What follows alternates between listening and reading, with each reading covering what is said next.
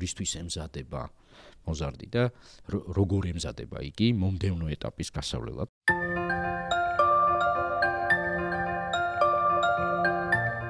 მოზარდობა ეს არის ხიდი ბავშვობასა და ზრდასრულობას შორის. რა არის მოზარდობა? როგორც ცხოვრების მნიშვნელოვანი ეტაპი. მოზარდობა იწყება მაშინ, როდესაც ხდება მძლავრი ტენდენციები ავტონომიისა და დამოუკიდებლობის მოპოვებისათვის. რატომ არის საყურადღებო და საგულისხმო პრობლემური ქცევები ამ ასაკში? პრობლემური ქცევა შეიძლება იყოს ინტერნალიზებული, ანუ საკუთარი თავის წინააღმდეგ მიმართულიც. თელის, ხო, ქარიშხლები, შტორმები, ეს ყველაფერი გავლილი გვაქვს ყველას. კი, ყველამ გავიარეთ მოზარდობა, მაგრამ რატომღაც აღარ გვახსოვს ეს პერიოდი და იმისთვის რომ გავიხსენოთ, უმჯობესი იქნება მოზარდების თვალით დავინახოთ. მოგესალმებით, ვაგრძელებთ პოდკასტს, რომლის მთავარი თემებია სკოლა, სკოლის კავშირი ოჯახთან, საზოგადოების როლი სკოლის განვითარებაში და ვეხებით აგერ უკვე ბევრ საკითხს შევეხეთ სკოლებთან დაკავშირებით, ბავშვების სკოლაში ყოფნასთან, სწავლასთან, განვითარებასთან დაკავშირებით და დღეს ყავს სტუმარი, ქალბატონი თინათინ ბანძელაძე. თინა, ასე მოგმართავთ. მადლობა რა თქმა უნდა მობრძანებისთვის, დათანხმებისა და მობრძანებისთვის. დღევანდელი თემა მე ვიტყოდი არის ისეთი უნივერსალური ერთი შეხედვით, ძალიან ისეთი ზოგადი და გამჭოლი, მე ვიტყოდი, აი ყველას რო გვაწუხებს, ყველას გვადარდებს, ყველას გვახარებს წარმატებები, მეორე მხრივ ძალიან სპეციფიკურიც იმავდროულად და თემა არის მოზარდები. აი ძალიან ისე რო ვთქვათ, ხო, ერთი სიტყვით რო ვთქვათ, მოზარდები და მოზარდობა. აი პატარა პაუზა რო გავაკეთოთ, სანამ შევუდგებით. და მიუხედავად იმისა, რომ ყველას კარგად გვესმის, თითქოს და კარგად გვესმის, რაზე ვლაპარაკობთ ახლა და რაზე ვისაუბრებთ ახლა, ხო, მოზარდობის პერიოდი სუმცირე გავლილი გვაქვს. აბსოლუტურად. თელის, ხო, ქარიშხლები, შტორმები, ხო, ესე იგი მეგობრობები, რაღაც მორალური დილემები, სიხარულები, ხო, აი ბედნიერების მომენტები, ეს ყველაფერი გავლილი გვაქვს ყველას. თითქოს და ყველამ კარგად უნდა ვიცოდეთ რა არის ეს. და როცა სხვა ადამიანის მოზარდობას ეხება, იქაც ძალიან სწორები და მიზნობრივები და ზუსტები უნდა ვიყოთ, თითქოს და, მაგრამ დღეს ჩვენ ვისაუბრებთ იმაზე, რომ ასე არ არის სინამდვილეში. არა, ჩვენი მთავარი თემა და თქვენი პოზიციიდან, მკვლევრის თვალით, გნებავთ პრაქტიკოსის ადამიანის, რომელსაც კვლევა, ხო, დისერტაცია აქვს ამ თემაზე. დაცული ადამიანი, რომელსაც კვლევები აქვს ჩატარებული, ხო, აი ძალიან საინტერესო იქნება დიალოგი თემაზე. რა არის მოზარდობა? რა არის მოზარდობა, როგორც ცხოვრების მნიშვნელოვანი ეტაპი? რა თემებში, ხო, რა კონტექსტში და რა თემებში მიმდინარეობს ეს მოზარდობის აი წლები, მეტად მნიშვნელოვანი წლები? რა არის ერთგვარი სასურველი, გნებავთ იდეალური დასასრული მოზარდობის პერიოდის, ანუ რისთვის ემზადება მოზარდი და როგორ ემზადება იგი მომდევნო ეტაპის გასავლელად, ცხოვრების მომდევნო ეტაპის გასავლელად და აუცილებლად იმდენად რამდენადაც სკოლასთან დაკავშირებული პოდკასტი გვაქვს, ვისაუბროთ სკოლის როლზე, სკოლის გავლენაზე. რა როლი აქვს სკოლას მოზარდების ცხოვრებაში, როგორ აყალიბებს სკოლის კულტურა მოზარდობის პერიოდის ქცევებს, განწყობებს, დამოკიდებულებებს, ცოდნებს, რა. და ცხადია ოჯახსაც შევეხოთ, იმდენად რამდენად ჩვენი პოდკასტი მშობლებისთვისაც არის განკუთვნილი და შეიძლება არ გამოვრიცხავთ, ახლა უკვე ვიტყვი, რომ შეიძლება მშობლებისთვის არანაკლები ვიდრე სკოლის წარმომადგენლებისთვის, ცხადია მშობელს სკოლის წარმომადგენლად მოვიაზრებთ, მაგრამ მშობლებისთვის, აი მათთვისაც რაღაც ისეთ მნიშვნელოვანი გზავნილები იქნებ ჩავაშენოთ ამ საუბარში. კიდევ ერთხელ მადლობა. და რადგანაც ვეხებით ტერმინს, არა, ესე ფსიქოლოგიაში, სოციალურ-ფსიქოლოგიაში ტერმინია მოზარდობა, მოდი მაინც ამ საუბრისთვის და აუდიტორიისთვის, ჩვენი მსმენელისთვის და მაყურებლისთვის განვმარტოთ კიდევ ერთხელ, რა საზღვრებია ეს, რა ასაკობრივი საზღვრებია, რა განსხვავება თინეიჯერობასა და მოზარდობას შორის, ბავშვობასა და მოზარდობას შორის. ანუ ერთგვარი ტერმინოლოგიური სიცხადე შემოვიტანოთ დასაწყისში. კი ბატონო, ძალიან დიდი მადლობა საკითხით დაინტერესებისთვის და მოწვევისთვის. მე შევეცდები რომ ჩემი გამოცდილება სხვადასხვა მიმართულებით და ცოდნა გაგიზიაროთ იმის გათვალისწინებით რომ საკითხი ძალიან კომპლექსურია ცხადია შეიძლება ყველა მიმართულებით საკმარისად ვერ გავშალოთ თემა თუმცა შევეცადოთ და რახან ვსაუბრობთ მოზარდობაზე, აუცილებლად დავიწყოთ განმარტებით. მოზარდობა ეს არის ადამიანის განვითარების ერთ-ერთი მნიშვნელოვანი ეპიზოდი, პერიოდი. ეს არის პერიოდი, რომლისთვისაც დამახასიათებელია ძალიან მნიშვნელოვანი როგორც ბიოლოგიური, ასევე ფსიქოსოციალური ცვლილებები, განვითარების სხვადასხვა სფეროში მიმდინარე საკმაოდ სწრაფი დინამიური პროცესი და ეს დინამიურობა განვითარების არ არის აბსოლუტურად სინქრონირებული, ანუ გულისხმობ იმას, რომ განვითარების სხვადასხვა სფერო, მაგალითად ბიოლოგიური სფერო და ფსიქოსოციალური სფერო, აუცილებლად ერთ და იგივე ტემპით არ ვითარდება მოზარდობის პერიოდში და ეს გარკვეული ასინქრონიზმი განვითარებაში ზრდის რისკს როგორც ჩვენ ვამბობთ და შემდგომში ეს ტერმინის განმარტოთ, პრობლემური ქცევის გამოვლენის თვალსაზრისით. რაც შეეხება მოზარდობის ჩარჩოს, აი ამ მნიშვნელოვანი ცვლილებების პერიოდის ჩარჩოს, ესეთი შედარებით პროკონსერვატორული ტრადიციული გაგებით იყენებენ ხოლმე ქრონოლოგიურ ინდიკატორს, ქრონოლოგიურ კრიტერიუმს. მოზარდობის პერიოდის განსაზღვრისთვის და ამ შემთხვევაში ესე ტრადიციულად ვამბობთ, რომ მოზარდობა ეს არის პერიოდი დაახლოებით 11-12 წლიდან დაახლოებით 17-18 წლამდე. თუმცა ქრონოლოგიური მიდგომა მით უმეტეს ფსიქოლოგიის შემთხვევაში, როცა ვამბობთ, რომ განვითარება ასინქრონულია და პირწმინდა და არ მიემართება დროის ჩარჩოს, არ არის საკმარისი კრიტერიუმი, რომ განმარტოთ მოზარდობის საზღვრები. იმ მოზარდობის საზღვრების სხვა კრიტერიუმს თუ ავიღოთ, მაგალითად ემოციურ განვითარებას, მაშინ აი ესე კონკრეტულ ასაკს ვერ დავესესხებით და ასე ვამბობთ ხოლმე, რომ მოზარდობა იწყება მაშინ, როდესაც ხდება ემოციის თვალსაზრისით მძლავრი ტენდენციები ავტონომიისა და დამოუკიდებლობის მოპოვებისათვის და სრულდება მაშინ, როცა ფორმირებულია უკვე იდენტობა. ეს რა საკობრივ ჩარჩოში ჯდება, აქ უფრო ხელმძღვანელობთ ხოლმე სტატისტიკური უმრავლესობით. კვლევები ამის საშუალებას გვაძლევს, რომ სტატისტიკურ უმრავლესობაზე დაყრდნობით ტიპურობაზე ვისაუბროთ და ეს ტიპურობა მაინც მოქცეულია ხოლმე ამ 12-18 წლის პერიოდში, თუმცა თანამედროვე მეცნიერება გამოყოფს ასევე ძალიან საინტერესო ეტაპს განვითარებაში.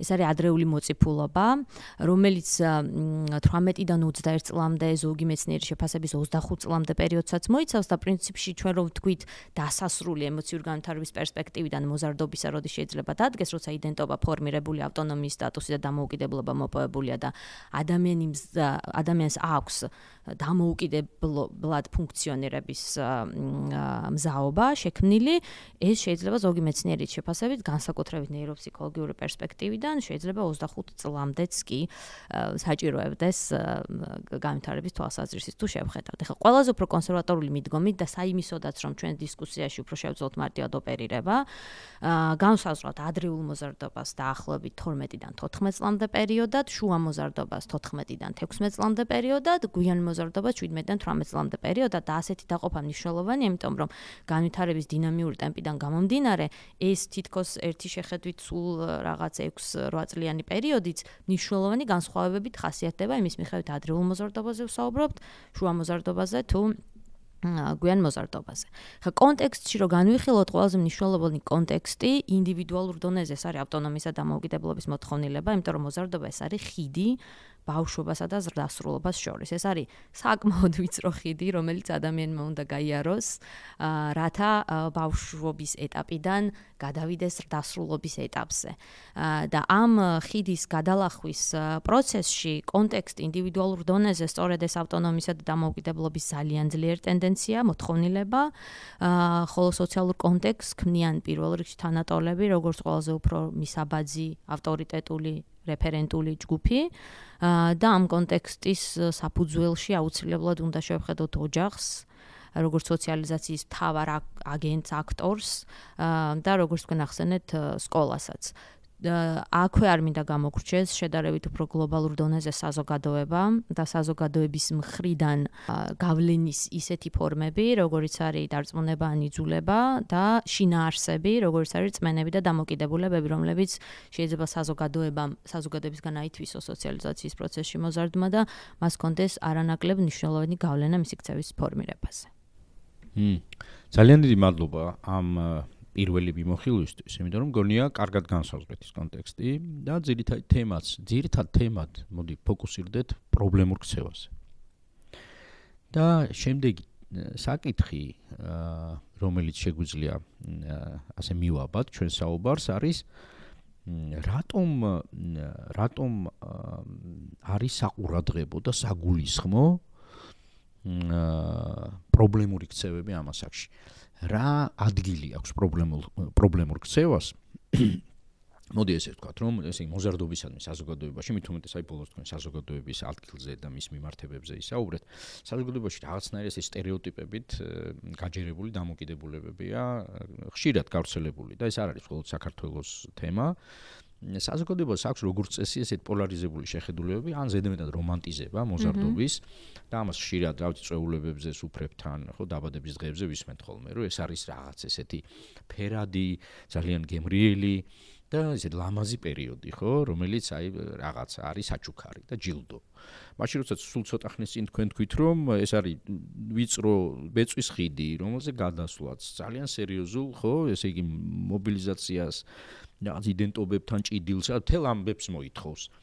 მეორე მხარე არის აქეთ მხარის გადახრილი შეხედულებები და სტერეოტიპები, რომ ეს არის რაღაც საიზღარ პერიოდი, ეს არის შტორმების პერიოდი, რომელიც ხო ამ დროს კონტროლი არის გადამწყვეტი, იმიტომ რომ ყველა ბავშვი არის ამ დროს მიდრეკილი რაღაცა უბედურებებისკენ. მოდი არა და ჩვენ ყველამ კარგად ვიცით ხა მით უმეტეს კვლევას და იმას ვეხებით არა, მეცნიერული თვალითაც გვინდა შევიარაღდეთ ამ თემის მიმართ, სინამდვილეში კომპლექსურია საკითხი და არასოდეს არ არის ესე ზედმეტად გადასატანი არც ერთ მხარეს და არც მეორე მხარეს, სინამდვილეში მოდი უფრო სერიოზულად ვილაპარაკოთ, რატომ ჩნდება ტერმინი პრობლემური ქცევა და ამ პერიოდში რატომ არის ეს ძალიან საგულისხმო ცნება, ის რაზეც უნდა ვკონცენტრირდეთ, რაზეც ყურადღება გავამახვილოთ, რაზეც რაღაც რეკომენდაციები გამოვიმუშაოთ და ერთმანეთიც კი გავაძლიეროთ, არა უფროსებმა მათ შორის.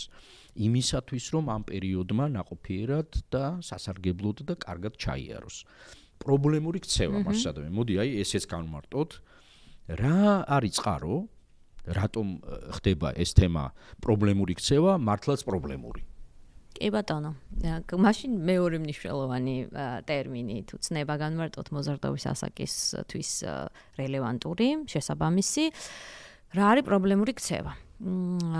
ხო, პრობლემურ ქცევას ძალიან მარტივად რომ თქვა, ჩვენ უწოდებთ ქცევას, რომელიც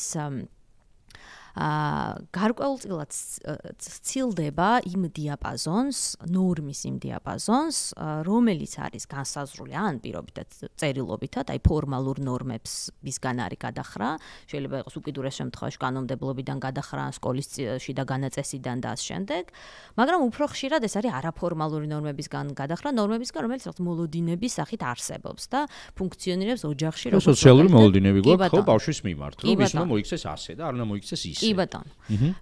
ორივე შემთხვევაში პრობლემურ ქცევას ჩვენ მოვიაზრებთ ქცევას, რომელიც ამ რაღაც დიაპაზონს, ნორმატივებში განსაზღვრულ დიაპაზონს მისგან არის გადახრილი და მას მოყვება ხოლმე გარკვეული სახის სოციალური უკუკავშირი. უკიდურეს შემთხვევაში, როცა ვთქვათ, ჩვენ საუბრობთ კანონთან კონფლიქტურ ქცევაში, ეს არის უკიდურეს პასუხი, შეიძლება იყოს პატიმრობა და შედარებით სუბუქ შემთხვევაში შეიძლება იყოს გაკიცხვა, შეიძლება იყოს ვერბალური ნეგატიური უკუკავშირი, განრიდება, იზოლაცია, მოზარდისა ოჯახის ანტენიზმი. კი ბატონო, რეაგირების მექანიზმი, რეაგირების ფორმები, მსუბუქად რომ ვთქვათ, ხო? ამდენად ამ პრობლემურ ქცევაში ქცევათა ძალიან ფართო სპექტრი იღრის თავს და ამ სპექტრიდან შეიძლება გამოვყოთ ანტისოციალური ქცევა, ანუ ქცევები, რომელიც უშუალოდ მიემართება სოციალური ნორმების, რომელიც სოციალური ნორმების წინააღმდეგ არის მიმართული, როგორც უკვე ვთქვით, დაწერილის ან დაუწერელის, მაგრამ პრობლემური ქცევა მხოლოდ გარეთ მიმართული რამ კი არ გახლავთ, რომელიც გარემოში არსებული წესრიგს ეწინააღმდეგება. პრობლემური ქცევა შეიძლება იყოს ინტერნალიზებული, ანუ საკუთარი თავის წინააღმდეგ მიმართულიც, ხო? ასეთ შემთხვევაში ჩვენ ლაპარაკობთ, რომ პრობლემურ ქცევას აქვს ორი ფორმა, გარეთ მიმართული ქცევა და საკუთარი თავის წინააღმდეგ მიმართული ქცევა, ასეთ სიტუაციაში ჩვენ ვსაუბრობთ ასეთ შემთხვევაში ჩვენ ვსაუბრობთ მაგალითად დეპრესიული სიმპტომატიკა, გაძლიერებული შფოთვა, საკუთარი თავის წინააღმდეგ თვითდამადანაშაულებელი აზრები, რომელმაც უკიდურეს შემთხვევაში აქაც შეიძლება სუიციდური იდეაციები ან მცდელობა ან ამ შემდეგ მოგცეს. მე უფრო მეტად შემიძლია ვისაუბრო გარეთ მიმართულ პრობლემურ ქცევაზე და ორივე შემთხვევაში იქნება ეს საკუთარი თავის თუ სხვის წინააღმდეგ მიმართული პრობლემური ქცევა. აუცილებლად რაც უნდა განმარტოთ არის ის, რომ არა მხოლოდ პრობლემური ქცევა, ზოგადად ადამიანის ქცევა გასაკვირი არ არის ახლა რასაც ვიტყვი, მაგრამ ეს გახლავთ განვითარების სხვადასხვა სფეროში, ანუ ინდივიდის დონეზე და გარემოში, ანუ განვითარების სხვადასხვა სფეროში, ინდივიდის დონეზე, ოჯახში, სკოლაში და საზოგადოებაში არსებული რისკ და დამცავი ფაქტორების ურთიერთზემოქმედების პროდუქტი. რისკ ფაქტორში ჩვენ ანუ რისკ ფაქტორებისა და დამცავი ფაქტორების აუცილებლად კომბინაცია არის ამათი პროდუქტი. აი მაგალითი თქვა შეგვიძლია ილუსტრირება, რომ უფრო ნათელი გავხადოთ. შევეცადოთ, კი. მაგალითად, ზოგადად ვთქვათ, რომ დამცავ ფაქტორში ვგულისხმობთ ისეთ ფაქტორს, რომელიც ამცირებს პრობლემური ქცევის გამოვლენის რისკს და რისკ ფაქტორს, რომელიც ზრდის პრობლემური ქცევის გამოვლენის რისკს. საილუსტრაციოდ შეიძლება ითქვას, რომ შეიძლება არსებობდეს გარემოში რისკ ფაქტორი, მაგალითად, ოჯახში არსებობს რისკ ფაქტორი, ოჯახში მშობელთა შორის კონფლიქტის სახით ეს ერთ-ერთი მნიშვნელოვანი რისკ ფაქტორია მოზარდობის პერიოდში, როცა პრობლემურ ქცევაზე ვსაუბრობთ, მაგრამ ამავდროულად იგივე ოჯახის სისტემაში შეიძლება არსებობდეს დამცავი ფაქტორი სანდო უფროსის სახით, ავტორიტეტის სახით, დასაყრდენის სახით. ჩემივე კვლევის რესპონდენტების მაგალითზე რომ გითხრათ, რომელთაც მეტწილად კვლევის ფოკუსიდან გამომდინარე პრობლემური ქცევის გამოცდილება ჰქონდათ, მათთვის ოჯახის დონეზე მაგალითად ერთ-ერთი უმნიშვნელოვანესი დამცავი ფაქტორი იყო ბებია ბაბუა, რომელთანაც ჰქონდათ უპირობო მხარდაჭერის გამოცდილება. მაშინ როცა ოჯახშივე იყო რისკ ფაქტორი იგივე მშობელთა შორის კონფლიქტების სახით არსებული და ეს რისკ და დამცავი ფაქტორები ერთმანეთს აბალანსებს. ამიტომ ხშირად როცა ჩვენ ვცდილობთ ხოლმე ავხსნათ, რომ რატო ჩაიდინა ამ ბავშვმა დანაშაული და გვაქვს ტენდენცია რომ რომელიმე კონკრეტულ ფაქტორს მივაწეროთ. პირობითად ვამბობ, რომ ისეთ უბანში ცხოვრობდა, ახლა სხვა რა იყო მოსალოდნელი, ხო? ეს ტენდენცია რომ ერთი ფაქტორით ავხსნათ ქცევა, ეს არის აბსოლუტურად ბუნებრივი ტენდენცია, მაგრამ თუ ჩვენ გვინდა რომ რამენაირად უკეთესი სისტემები დავნერგოთ პრობლემური ქცევის მართვისა და პრევენციისთვის, მისი კომპლექსურობის გაგება არის აუცილებელი. აჯობებს სისტემურადვე შევხედოთ. აუცილებლად ძალიან შემოვიტანოთ ის ცვლადები ამ საკითხებზე მსჯელობისას, მით უმეტეს რაც პროექტების დაგეგმვისას, რომლებიც ზემოქმედებს. ძალსახად. ხო, იგივე ინდივიდუალურ დონეზეც გვაქვს ჩვენ ბევრი დამცავი ფაქტორი, რომელიც შეიძლება გარემოს დონის რისკ ფაქტორებს გაუმკლავდეს. მაგალითად, ინდივიდუალურ დონეზე მოზარდობის ასაკში ერთ-ერთი უმნიშვნელოვანესი დამცავი ფაქტორია თვითეფექტურობის რწმენები და მომავალთან დაკავშირებული მიზნები. არ არის აუცილებელი ეს მიზნები ტრანსფორმირდეს რეალურ პროფესიებში და რეალურ ცხოვრებისეულ კარიერაში, მაგრამ განცდა იმისა, რომ რაღაცისკენ მიემართები და განცდა იმისა, რომ ამ რაღაცის მიღწევა შენ შეგიძლია შენი შესაძლებლობების გამოვლენილი ძალისხმევის კვალობაზე, ეს არის უმნიშვნელოვანესი დამცავი ფაქტორი და ეს თვითეფექტურობის რწმენები ოღონდაც თავისთავად ცხადია, ჩვენ არ გვაქვს თანშობილი, ეს გარემოსთან ინტერაქციის საფუძველზე ყალიბდება, მაგრამ თუ მოვახერხეთ ამის ფორმირება, ის მუშაობს როგორც ძალიან მნიშვნელოვანი დამცავი ფაქტორი. თვითეფექტურობაზე არ შევყოვნდეთ სულ მცირე ხნით, იმიტომ რომ ერთ-ერთი ჩემთვისაც ესეთი აღმოჩენის დონის ის იყო, როცა мотиваციის თეორიებს ვეცნობოდი, აი თვითეფექტურობის როლი რამხელა, არა მხოლოდ ბავშვობის და მოზარდობის პერიოდში, არამედ ცხოვრების ბოლომდე რა ძლიერი გავლენა აქვს თვითეფექტურობას, როგორც ხო შინაგან დრაივერს მიზანზე ორიენტირებული ქცევისთვის და სერიოზული მიღწევებისთვის. მოზარდობაში თვითეფექტურობას რა როლი აქვს და რა აზიანებს ხოლმე მას? კი ბატონო. ამ კითხვაზე მოდი დავეყრდნობი ჩემივე კვლევას, ალბათ ასე უფრო მარტივიც იქნება საილუსტრაციოდ. პრობლემური ქცევის როგორც გითხარით, ერთ-ერთი უმნიშვნელოვანესი დამცავი ფაქტორი აღმოჩნდა თვითეფექტურობის რწმენები, რომელიც თავის მხრივ საზრდოობს, ანუ რომლის საფუძველსაც თავის მხრივ ქმნის მშობელთა მხრიდან პროსოციალური ქცევის მოდელირება. და რას ნიშნავს პროსოციალური ქცევის მოდელირება ბავშვების ენით განმარტავ, ხო, მოზარდების ტერმინებით განმარტავ, რას უწოდებენ ისინი მშობლის მხრიდან სასურველი ქცევის მოდელებს, ახლა ბუნებრივი მოზარდი. თქვენ ახლა გვეუბნებით მათი თვალით დანახული. და ამას აქვს განსაკუთრებული გადამწყვეტი მნიშვნელობა. თქვენ დასაწყისში აღნიშნეთ, რომ კი ყველამ გავიარეთ მოზარდობა, მაგრამ რატომღაც აღარ გვახსოვს ეს პერიოდი და იმისთვის რომ გავიხსენოთ, უმჯობესი იქნება მოზარდების თვალით დავინახოთ. ანუ ესეთი ჯაჭვი რო შევკრათ მაშასა და მე მშობლის მხრიდან პროსოციალური ქცევის მოდელირება მნიშვნელოვნად უწყობს ხელს თვითეფექტურობის განვითარებას და თვითეფექტურობის განვითარება არის პრობლემური ქცევის დამცავი ფაქტორი. ახლა მოდელები რა არის? პროსოციალური ქცევის მოდელად რას აღიქვამს ბავშვი? პირველ რიგში მე ვცდილობდი ხოლმე გამემიჯნა ინტერვიურების პროცესში, რას ხედავს სასურველ მოდელად საზოგადოებისთვის და საკუთარი თავისთვის, ანუ მშობელი როგორც ცალკე ადამიანის საზოგადოებისთვის როგორ წარმოუდგენია რომ იყოს ასეთი პოზიტიური მოდელი და მასთან ინტერაქციაში როგორ წარმოუდგენია რომ იყოს პოზიტიური მოდელი. და საინტერესო იყო რომ ჩემი რესპონდენტების დიდი ნაწილი ამბობდნენ რომ მშობელი მისაბაძი მაგალითია და კარგი მოდელის მომცემია, თუ რაღაცნაირად ცდილობს რომ აყვეს ცხოვრებას, იყოს თანამედროვე, მიიღოს ცვლილებები. ანუ ჩვენს ზერნაზე რო ვთქვათ, რაღაც აკადემიურად ცვლილებების მიმართ ტოლერანტულია და სიახლის მიმართ ღია. გათანამედროვდეს. მეორე მნიშვნელოვანი რასაც ბავშვები ამბობდნენ ხოლმე პოზიტიური მოდელების დახასიათებისას. ეს იყო რომ ის არის პასუხისმგებლიანი თავის სამსახურში ან საქმეში, რასაც არ უნდა აკეთებდეს, პასუხისმგებლიანად ეკიდება ამ საქმეს და ვხედავ რომ არის შრომის მოყვარე. და ასევე მოქნილი ჭკვიანი გონება მახვილი. რაღაც ეს იყო ძირითადი მახასიათებლები, რასაც განყენებულად პოზიტიურ მოდელად აღიქვამდნენ. ხოლო მათთან ინტერაქციაში რაც ყველაზე მნიშვნელოვანი, ამბობდნენ ხოლმე ყოველთვის ასეთ რამეს, ეს ხაზგასმით მინდა აღვნიშნო, რომ მოზარდებს პრობლემა აქვთ არა იმასთან მიმართებით, რომ მშობელი შეიძლება იყოს წესის დამდგენი და მის აღსრულებას მოითხოვდეს ბავშვისგან. ანუ პრობლემა უფრო მეტად არის ხოლმე კომუნიკაციის ფორმაში, ვიდრე მის შინაარსში, მასთან დაკავშირებით, რომ არსებობდეს წესები.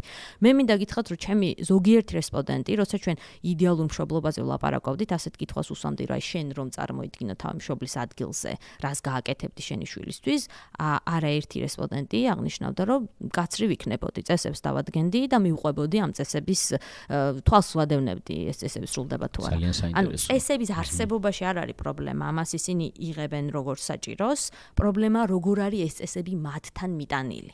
ეს არის აქტიური მოსმენის, ემპათიის, მსჯელობის, არგუმენტირების საფუძველზე, თუ პირდაპირ მოთხოვნისა და აკრძალვის საფუძველზე. ხარდამჭერი უკავშირის ფორმით გნებავთ, ხო, მიწოდებული, თუ აკრძალვის მოთხოვნის ფონზე.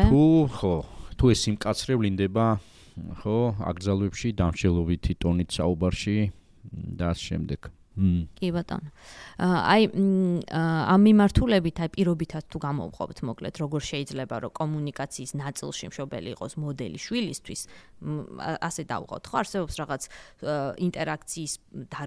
ინტერაქცია დარწმუნების გზით, სადაც პროცესი ეფუძნება მსჯელობას. ანუ დიალოგური ინტერაქცია, ხო? სადაც თავად მოზარდიც არის ჩართული და მისი ჩართულობა ამ პროცესში იცით რატო ამნიშნულოვანია, იმიტომ რომ წეღან აღვნიშნე რომ მოზარდობის ასაკის ერთ-ერთი ძლიერი მოთხოვნილება არის ავტონომიის და დამოუკიდებლობის მოთხოვნილება.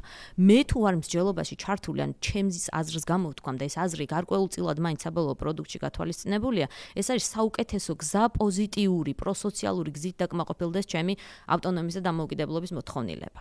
აი ამ დარწმუნების საფუძველზე შემდგომ გადაწყვეტილების აღსრულებაში მოზარდს აქვს მეტი мотиваცია, იმიტომ რომ მისივე მიღებულიც არის ცოტათი ეს გადაწყვეტილება და აქვს мотиваცია რომ თანავტურობის განცდა აქვს და ეს სერიოზული. როცა აი ამ კომუნიკაციის მოდელი ეფუძნება იძულების ფორმას, სოციალურ გავლენას როგორც იძულებას, სადაც უფრო კონტროლზე, ძალთა დისბალანსზე, ძალის დემონსტრირებაზე არის აქცენტი გადატანილი, ქცევის ნორმატიულ ჩარჩოში შენარჩუნების თავარი მექანიზმი შინაგანი мотиваცია კი აღარ არის, რომ მეც მივიღე ამაში მონაწილეობა და ამიტომაც მესმის რატოა საჭირო მისი განხორციელება. ქცევის ნორმატიულ ჩარჩოში შენარჩუნების საფუძველი არის შიში დასჯასთან დაკავშირებული შიში.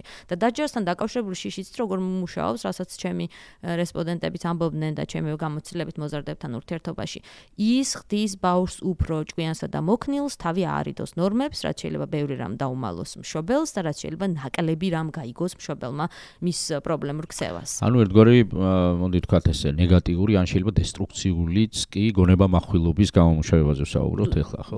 ძალიან კარგად აღნიშნეთ. გონება מחვილობის გამომუშავება ოღონდ იმ ნაწილში როგორ შეიძლება თავი ავარიდო მშობელთან ინტერაქციას და მისთვის არ იყოს ხელმისაწვდომი ჩემ პრობლემური ქცევის გამოცდილება.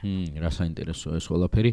რადგანაც რა თქმა უნდა სრულებით არ არის გასაკვირი ის რომ ოჯახის როლზე ვსაუბრობთ უფრო მეტად როცა მოზარდთა პრობლემურ ქცევებს ვეხებით მინდა გთხოვოთ ასეთი მიმოხილვა გავაკეთოთ რომელია ყველაზე მეტად გავრცელებული მოდი ჩვენ საზოგადოებაში გავიხედოთ შევხედოთ აი ქალაქებს სოფლებს საქართველოში მით უმეტეს რომ თქვენ გაქვთ კვლევითი გამოცდილება და სხვანაირი შეიარაღებით ასე ვთქვათ ხო გიკვლევიათ ეს საკითხები რა მიგნებები გაქვთ ძირითადი მაინც რა შეგვიძლია ვთქვათ საქართველოში აი ჩვენ საზოგადოებაში ჩვენს კულტურაში არსებული ძირითადი მოზარდთა პრობლემური ქცევების შესახებ რა იმეს თუ ამბობს სტატისტიკა ამის შესახებ ან რა თვისობრივი ანალიზი ვთქვათ რას გვაჩვენებს რას ვერ ვხედავთ მოზარდების პრობლემურ ხო აი ცხოვრების აი პრობლემურ ნაწილში და სფეროებში რა არის ის რაც აუცილებლად საგულისხმოდა ის არის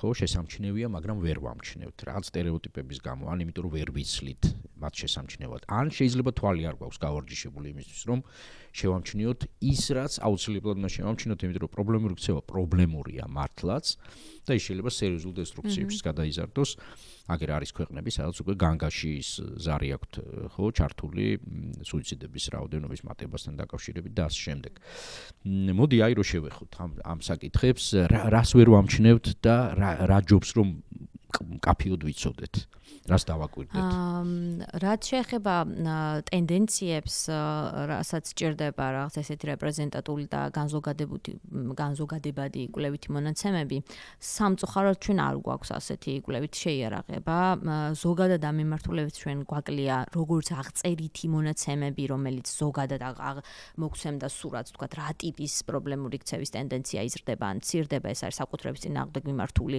ტიპის დანაშაულები თუ ეს არის და არა მხოლოდ დანაშაული ეს არის ყველაზე მნიშვნელოვანი რომ პრობლემურ ქცევაზე ვლაპარაკობთ ჩვენ აუცილებლად დანაშაულზე არ ვლაპარაკობთ თუ ის უკვე იდენტიფიცირებულია როგორც დანაშაული და კანონთან კონფლიქტური ქცევა ეს ნიშნავს რომ საზოგადოების ყველა რგოლმა დააგვიანა და ჩვენ ყველა რგოლმა ისე გაიარა პროცესი ოჯახმა სკოლამ სამეზობლო თემმა და საზოგადოებამ რომ ყველას გამორჩა ტენდენცია ამიტომაც ახლა თუ მარტო ჩვენ სისხლის სამართლის სტატისტიკით ვიხელმძღვანელებთ ეს არაფრის ეს უფრო მეტად სამართალდამცავი ორგანოების მუშაობის თავისებურებაზე მეტყველებს ვიდრე იმაზე როგორი ტენდენცია გვაქვს პრობლემური ქცევის თვალსაზრისით ხო ამიტომ ასეთი ხელმისაწვდომი საჯაროდ ხელმისაწვდომი სტატისტიკა რომელსაც შეიძლება აწარმოებდეს სკოლა ან სოციალური ზრუნვის დაწესებულებები სადაც მეტნაკლებად მაინც იქნება აღწერილი ქცევის ფორმაც და სავარაუდო დაკავშირებული ფაქტორიც სამწუხაროდ ამ მიმართულებით ჩვენ არ ვართ ძალიან ძლიერად ასე რომ აღვნიშნოთ მე რაც შემიძლია ჩემს კვლევაზე დაყრდნობით გითხრათ თვისებრივი ნაწილზე კვლევის თვისებრივ ნაწილზე დაყრდნობით მე არ ვაკონკრეტებდი ხოლმე ჩემს რესპონდენტებთან საუბრისას რომ მათ კონკრეტულად იმ გამოცდილებაზე ელაპარაკათ რამაც მიიყვანათ კანონთან კონფლიქტამდე და კონკრეტულ ინსტიტუციამდე ქცევის ფორმის აღწერას მათგან არ ვითხოვდი ბევრად უფრო განზოგადებული იყო ჩემი შეკითხვა იმასთან დაკავშირებით რომ ქონიათ თუ არა ესეთი გამოცდილება რომელსაც წინააღმდეგობაში მოგიყვანა ან პოლიციასთან ან სკოლასთან ან ასე შემდეგ და მე თუ შეგიძლია გთხოვ რომ მესაუბრე ამ გამოცდილებაზე და როდესაც ეს იმას ნიშნავს ესე იგი მოზარდები თავად რასაც აღიქვამდნენ პრობლემურ ქცევას იმაზე მელაპარაკებოდნენ და მათი აღქმიდან და გადმოსახედიდან შემთხვევათა დიდ ნაწილში რასაც ისინი თავიანთ პრობლემურ ქცევად აღიქვამდნენ და რაზეც მესაუბრებოდნენ ეს იყო ნივთიერებათა მოხმარება ნივთიერებების მოხმარების საკითხიც ასევე ძალიან უმნიშვნელოვანესი საყურადღებო საგანი გახლავთ ამ მიმართულებით ჩემი ინფორმაციით საქართველოს ჩართულია ევროპულ სასკოლო გამოკითხვის კვლევითი პროექტის ფარგლებში რომელიც ევროპის სხვა ქვეყნებში და ჩვენთანაც სტარდება ერთ და იგივე მეთოდოლოგიით და მერე შედარების და ანალიზის საშუალებას გვაძლევს ამ კუთხით სად და როგორ ვართ ბოლო ეს საველე მონაცემები 2019 წელს ჩატარდა და 20-ში გამოქვეყნდა მე მოვიკითხე და ჩატარებულა გასულ წელს რომელსაც და ველოდებით დაინტერესებული ადამიანები ახალი კვლევის მიმოხილვას, თუმცა 2015 და 2019 წლის ტენდენციების შედარებაში იყო რაღაც ნიუანსები, რაც სხვა ტიპის ნივთიერებების მეტად და ნაკლებად გამოყენების დანახვის საშუალებას გვაძლევდა, მაგრამ არ არის საკმარისი დროის დინამიკაში ამის განსაზღვრა.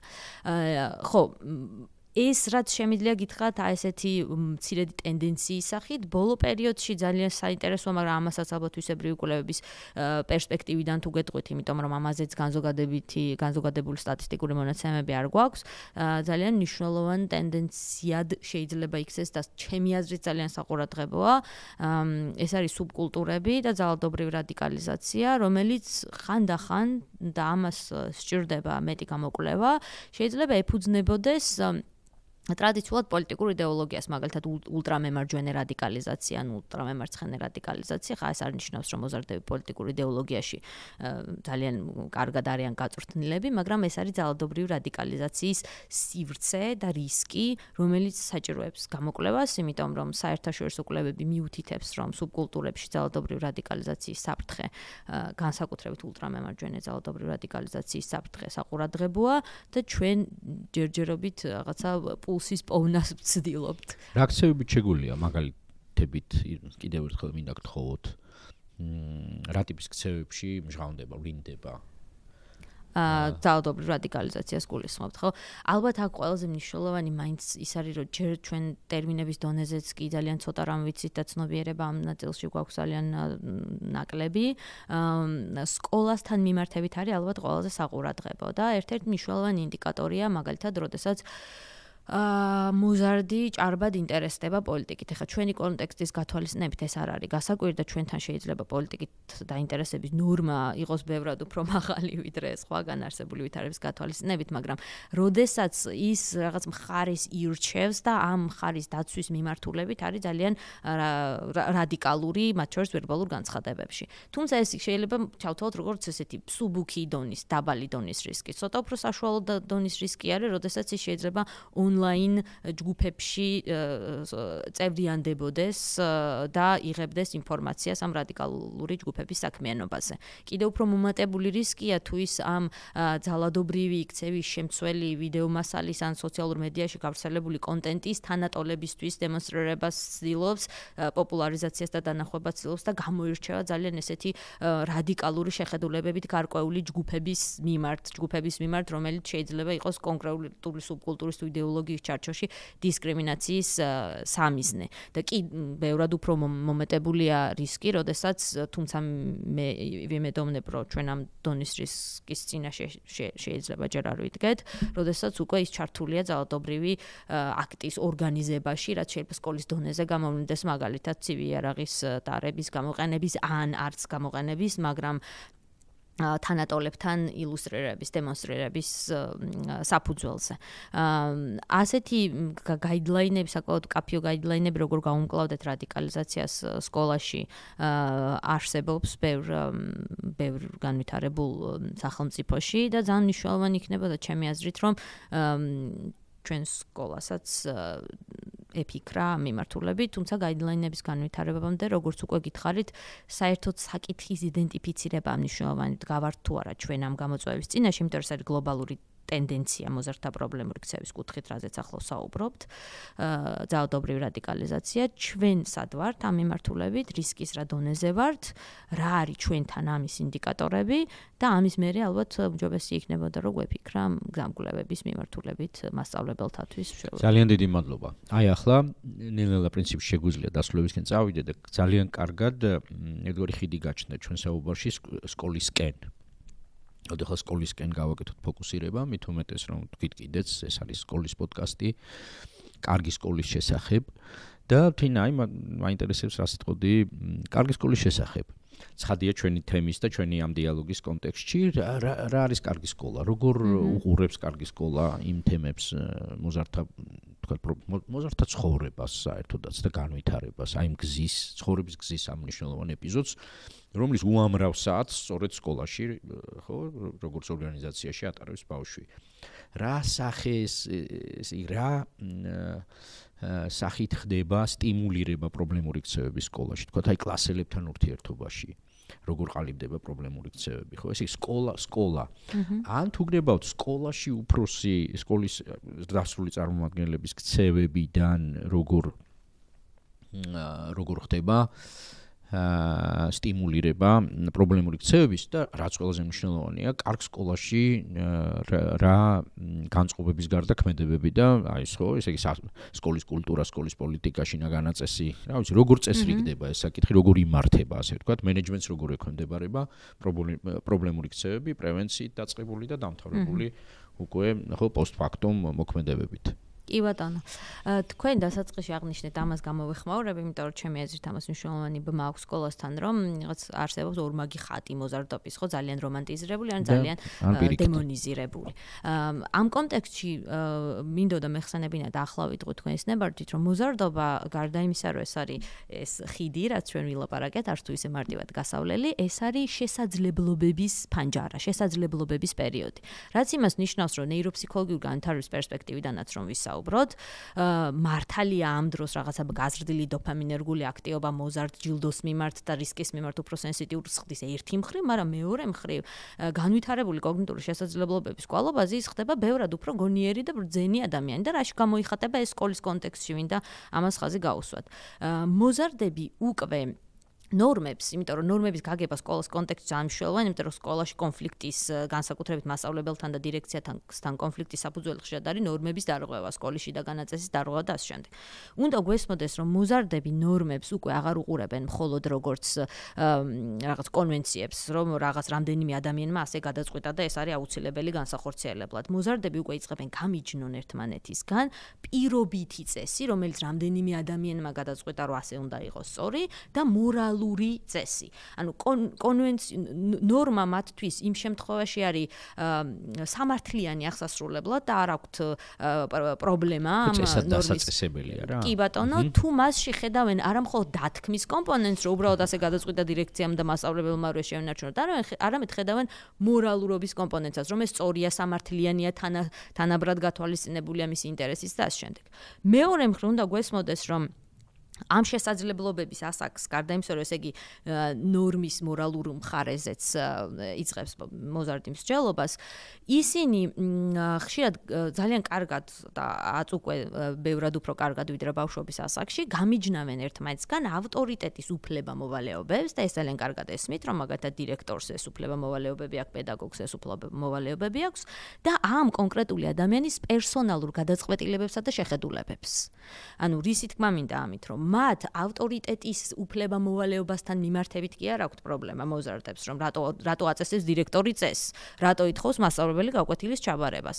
არამედ მათი პროტესტი იწყება მაშინ, როცა ხვდებიან, რომ ეს მოთხოვნა არა უფლება-მოვალეობის ჩარჩოში, არამედ პერსონალური გადაწყვეტილების, გემოვნების და პირადი მიკერძოების ჩარჩოში. და თუ ჩვენ არ გავიგებთ კარგად სკოლაში პედაგოგიც, დირექციის წარმომადგენელიც და მშობელიც და ყველა ის ადამიანი, ფსიქოლოგი, სოციალური მუშაკიც, ყველაზე დასრული, რომელიც ბავშვთან მუშაობს, თუ არ გავიგებთ კარგად, რომ ამ შესაძლებლობების ფანჯარაში, როდესაც კითხვის ნიშნის ქვეშ აყენებს წესებს და ეძებს იქ სამართლიანობას, როცა კითხვის ნიშნის ქვეშ აყენებს ავტორიტეტს და ცდილობს გამიჯნოს ფუნქცია და პერსონალური მიკერძოება. თუ ამას ჩვენ ჩავთვლით არაშესაძლებლობად, არამედ პრეტენზიად, პროტესტად, ზოგიერთ შემთხვევაში უფრო უხეშად, რაღაც უზრდელობად და უხეშობად ვერ შევძლებთ ამ მიახლოებას იმ ასაკთან, რასაც მოზარდობის პერიოდის გამოწვევები ჰქვია. აი, პირველ რიგში მგონია, რომ ამ დამოკიდებულებებიდან იბადება პრობლემა, როცა ჩვენ მოზარდის განვითარებას აღვიქვამთ არა როგორც შესაძლებლობების ხანას, არამედ როგორც პრეტენზიების და გართულებული ქცევის ხანას. არა და რა ხშირად გაისმის ხო საზოგადოებაში, რომ ესენი თავხედები არიან, ესენი გადაჭარბებულად თამამები არიან, ხო? ცხადია ნეგატიური კონოტაციით. სინამდვილეში ეს არის განვითარებული კრიტიკის უნარები, სინამდვილეში ეს არის მრავალგანზომილებიანი აზროვნება. ეს არის აზროვნება, რომელმაც უკვე მოზარდს საშუალება მისცა, რომ სხვისი მოტივაცია და პერსპექტივაც დაინახოს, ამიტომ უპირობად აღარ იღებს ვიღაცის გადაწყვეტილებებს, ხო? ამას თუ როგორც შესაძლებლობას შევხედავთ და მისი ასაკისთვის რელევანტურ პასუხისგებლობას დავაკისრებთ, მისი ასაკისთვის შესაფერის ავტონომიას მივცემთ, მისი ასაკისთვის შესაბამის დამოუკიდებლობას მივცემთ, სკოლის დონეზე, გუნდების მენეჯმენტში, სასკოლო ჯგუფების მენეჯმენტში ჩავრთავთ, მისი მონაწილეობით შევქმნით სკოლაში წესებს, იმიტომ რომ თქვენ რომ იკითხეთ, თქვათ, რა არის სკოლის დონეზე მნიშვნელოვანი, ერთ-ერთი ყველაზე მნიშვნელოვანი ეს არის ეგრეთ წოდებული პოზიტიური სასკოლო კლიმატი. საკლასო კლიმატი უფრო ვიწროდ რომ ვთქვათ, ხო და ამ პოზიტიურ საკლასო კლიმატში გადამწყვეტი მნიშვნელობა აქვს, რამდენად არის წესები პროაქტიული. ხა ამაში რა იგულისხმება? ანუ წესის შესახებ დარღვევის მერე კი არ გავიგებ მე როგორც მოზარდი, არამედ პროაქტიულად ჩემი მონაწილეობით არის ეს წესი შექმნილი. მასწავლებელი ამ წესის შექმნაში უპირობო ლიდერი კი არ არის და გადაწყვეტილების მიმღები. ფასილიტატორია და ერთად მსჯელობთ, რას როგორ უნდა ვუპასუხოთ და მეც მონაწილეობ ამ პროცესში.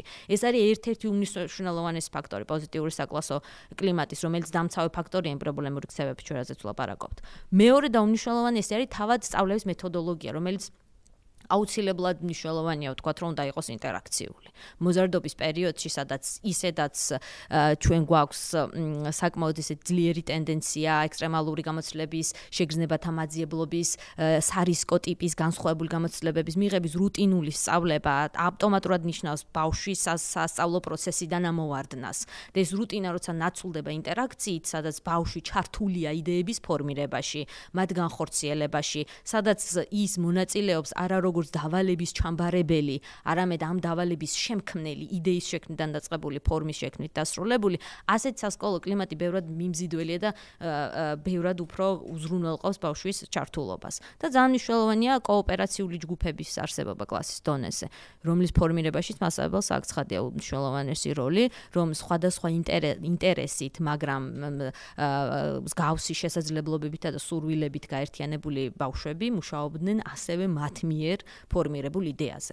ანუ მარტივად რომ ვთქვათ, პოზიტიური საკლასო კლიმატი პედაგოგისგან მე კლასის დონეზე ვლაპარაკობ და სკოლის დონეზე კიდე შეიძლება სხვა რაღაცებიც ითქვას, გულისხმობს იმას, რომ მასწავლებელი არის ფასილიტატორი. ის კარგი პასუხის გამცემი კი არ არის, კარგი კითხვის დამსმელია. იმიტომ რომ მოზარდობის ასაკში სოციალიზაცია, როგორც წეგან ვამბობდით, ეფუძნება მისივე ჩართულობას პროცესში და არა გამზადებულ ინსტრუქციებს, რომელიც ბავშვისთვის შეიძლება საკმაოდ მოსაბეზრებლად ან არარელევანტურად გამოიყურებოდეს.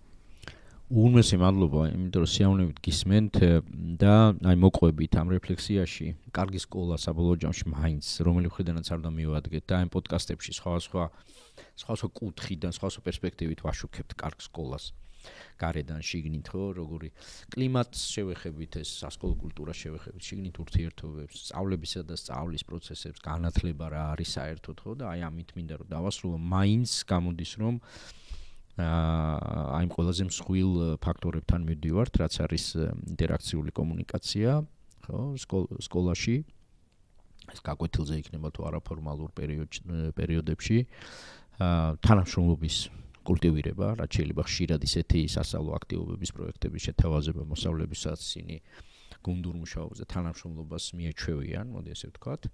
და დაეუფლებიან აი მხოლოდ ეგრეთ წოდებულ ბილუნარებს, რომლებიც სხვებთან ერთად რაღაცა მიზანზე რაღაც მიღწევასთან მისვლის პროცესებში გვჭირდება ყველას და მოზარდობის დროს რა ვფიქრობთ, რომ ძალიან მნიშვნელოვანია.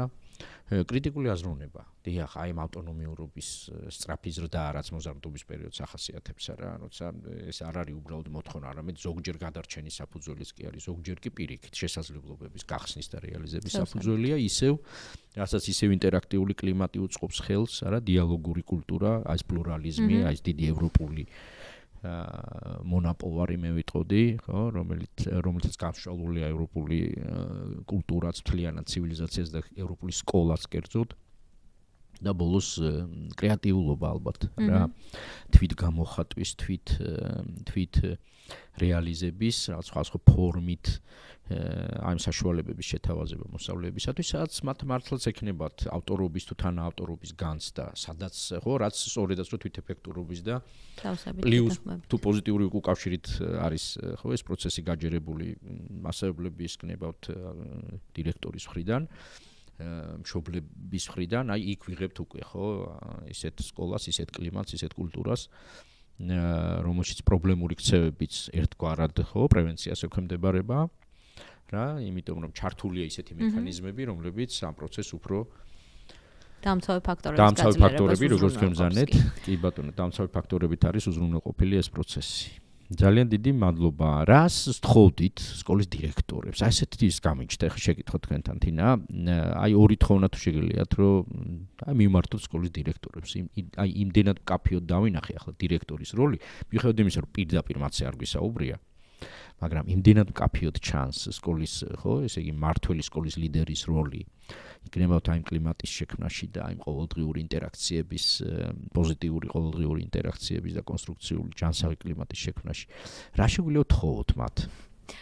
სკოლის დირექტორებს თხოვდი, რომ ენდონ პედაგოგებს და მხარი დაუჭირონ უნარების განვითარებაში. მაქსიმალურად რატო არის ეს მნიშვნელოვანი, რატო აღვნიშნე, რომ პედაგოგს რატო უნდა ენდოს დირექტორი და მხარი დაუჭიროს განვითარებაში, იმიტომ რომ ერთ-ერთი მნიშვნელოვანი რისკ ფაქტორი სკოლის დონეზე, რომელიც პრობლემურ ქცევასთან აღმოჩნდა დაკავშირებული, არის პედაგოგის და დირექციის ცუდი ურთიერთკავშირი. როდესაც პედაგოგი ანუ ამას აქვს გავლენა. ძალიან მნიშვნელოვანი. ბავშვების პრობლემურ განვითარებაზე და ქცევაზე. კი, ამიტომაც ვთხოვდი დირექტორებს, რომ პედაგოგების მიმართ იყვნენ მხარდამჭერები. მადლობა გამეორებისთვის. კი, ძალიან მნიშვნელოვანია. იმიტომ რომ პედაგოგი, რომელიც სკოლის ადმინისტრაციის მხრიდან მხარდაჭერის ნაცვლად გრძნობს შიშს იმისა, რომ შეიძლება მისი ცუდი პერფორმანსის გამო ის იყოს გაკრიტიკებული, ის იყოს სკოლის დირექციისთვის თავის ტკივილი და პრობლემის შემქმნელი ადამიანი, რომელმაც კლასის დონეზე რაღაცის მენეჯმენტი ვერ მოახდინა და სკოლისთვის ეს თავის ტკივილი გახდა და სკოლას იმიჯი შეულახა, თუ პედაგოგს ასეთი მიმართების განცდა აქვს დირექციასთან მიმართებით და დირექციას აღიქვამს არა ზურგს და მხარდამჭერს, არამედ მას, რომელიც შეიძლება სამსახურის დაკარგვით ემუქრებოდეს, ის ვერც ერთ შემთხვევაში ვერ შეძლებს იყოს საკმარისად მოტივირებული, რამდენად კარგად კვალიფიციურიც არ უნდა იყოს და ბევრი ტრენინგიც არ უნდა გქონდეს გავლილი პრობლემურ ქცევის მენეჯმენტში, ვერაფრით ვერ შეძლებს ასეთი დირექციის ჭრილში ფუნქციონირების ჩარჩოში იყოს საკმარისად მოტივირებული, რომ იზრუნოს სხვაზე. იმიტომ რომ მას აქვს გამოცდილება, რომ საკუთარი უსაფრთხოებაც კი დგას კითხვის ნიშნის ქვეშ. და ამ დროს ფსიქოემოციური ენერგია მეხარჯება. რა თქმა უნდა. ხო, არა, თქვა პრობლემის გადაჭრაზე, არამედ საკუთარ სავსებით. სწორედ ამას ვთხოვდი დირექტორებს. ძალიან დიდი მადლობა. ძალიან დიდი მადლობა. და როგორც წესი ვასრულებთ ხოლმე ესეთ რაღაც პატარა ტრადიცია ჩვევასავით ჩამოგვიყალიბდა და 3 ბლიც შეკითხვა მინდა დაგისვათ. თინა და აი სწრაფი პასუხი თქვენ პირდაპირ ესე ინტუიცია რას გიგანახებთ. პირველი შეკითხვა არის ასეთი: ერთი სიტყვით რომ გთხოვოთ განათლების დახასიათება, რა არის განათლება? ერთი სიტყვით რომ თქვათ. შემეცნება. მადლობა. შემეცნება. მეორე შეკითხვა ასეთი იქნება: თუ შეგიძლიათ შემოგთავაზოთ და გვისახელოთ, გვირჩიოთ, როგორც გნებავთ, ერთი ნაწარმოები ნებისმიერი ჟანრის, რომელიც ჩვენს დღევანდელ თემას ვთქვათ ხელახლა დაგვანახებდა, რაღაც ახლებურად ახალ რეფლექსიას ჩაგვირთავდა. ფილმს დავასახელებ, ჩემთვის ასეთი ფილმი არის მამი დოლანის, იმედი მაქვს რომ არ მეშლება ფილმის სახელწოდება, მაგრამ ხავიერ დოლანს ამ ჟანრის ბევრი ფილმი არ აქვს გადაღებული. ეს ეხება მოზარტს, პრობლემური ქცევის მქონე მოზარტს და ამ ქცევის ფორმირების დინამიკას იმ ფაქტორებზე დაყრდნობით პრინციპში, სადაც ჩვენ ვისაუბრეთ. ძალიან საინტერესო იქნებოდა ცალკე პოდკასტის ერთი კარგი საუბრის ჩაწერა სწორედ ამ ფილმის შესახებ და თქვენი შთაბეჭდილებების გაზიარება. მოდი ახლა მესამე შეკითხვაზე გადავიდეთ. რა არის ის, რაზეც ყველა მასწავლებელმა საგნის თუ სკოლის მიუხედავად ყველა მასწავლებელმა ძალიან სასურველია დაუსვას საკუთარ თავს ყოველ დღე. შეკითხვა ასეთი რა იქნებოდა თქვენთვის?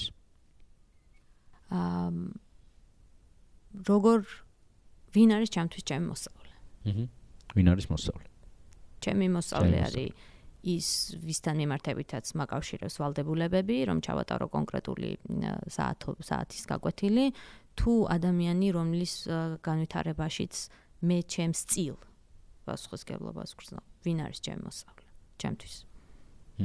მადლობა. ვინ არის მოსწავლე ჩემთვის? და ბოლო შეკითხვას დაგისვამთ. განათლება გადავიტანოთ ახლა ბგერების და ხმების სამყაროში. განათლება რომ იყოს ხმა. ჩემთვის ეს იქნებოდა Pink Floyd-ის მუსიკა.